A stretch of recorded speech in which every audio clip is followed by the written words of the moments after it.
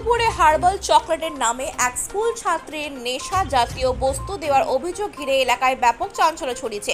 ঘটনাটি সামনে আসতে অভিভাবক মহল ও স্থানীয় বাসিন্দাদের মধ্যে উদ্বেগ তৈরি হয়েছে।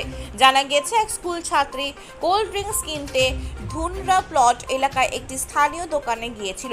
অভিযোগ, সেই সময় দোকানদার তাকে হার্বাল চকলেট বলে একটি চকলেটের মতন বস্তু দেয়। পরে ছাত্রীটি স্কুলে এসে বিষয়টি শিক্ষক শিক্ষিকাদের জানায়। স্কুল কর্তৃপক্ষে ছাত্রীর কাছ থেকে বস্তুটি নিয়ে পরীক্ষা করে সন্দেহ করেন যে সেটি সাধারণ চকলেট নয়, বরং ভাং জাতীয় কোনো নেশা জাতীয় উপাদান থাকতে পারে। এরপর স্কুল কর্তৃপক্ষ ছাত্রী অভিভাবকদের সঙ্গে যোগাযোগ করে তাদের স্কুলে ডেকে পুরো ঘটনাটি জানান।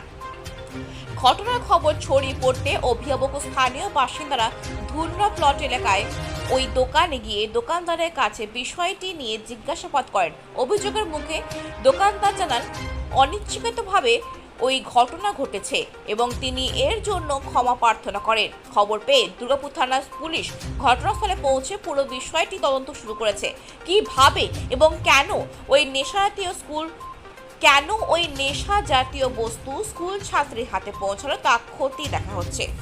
ঘটনা আমি নর্মাল যেরকম সকালে ওই স্কুল যাই, ওই স্কুল চলে গেছে, আমরা ঘরে আমাদের মতন কাজ করছি, যে স্কুল থেকে একটা ফোন আসে যে এই রিঙ্কিকে গার্জেন বলছেন। আমরা হ্যাঁ গার্জেন বলছি। তো বলো কী হয়েছে ম্যাডাম বলুন। বলছে একটু স্কুলে আসুন।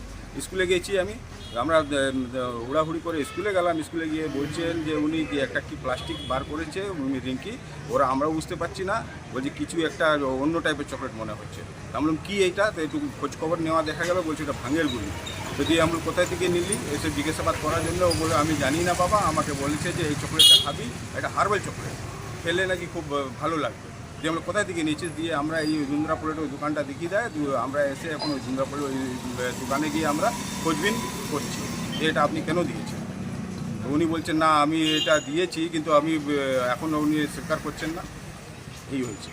উনি কি ভুল করেছেন বলছেন? এটা ভুল করছেন, পায়ে হাত ধরছেন। উনি বলছেন যে আমাকে ক্ষমা করে দিন, আমি দিয়ে দিয়েছি, আমার ভুল হয়েছে বলছে। কত দাম দিয়ে কিনেছিল? 15 টাকা দিয়ে কিনেছে বলছে। তো স্কুল ড্রেস কোল্ড ড্রিঙ্কস কিনতে নেমেছিল, তখন বলছে কাকু এটা কি বলে ওই চকলেটটা ওনাকে ধরে দিয়েছে। বলছি যে আপনার মেয়ে তো স্কুল ড্রেসে ছিল? স্কুল ড্রেসে ছিল, স্কুল ফেরার সময় ওই 2 নাগাদ। কি চাইছেন?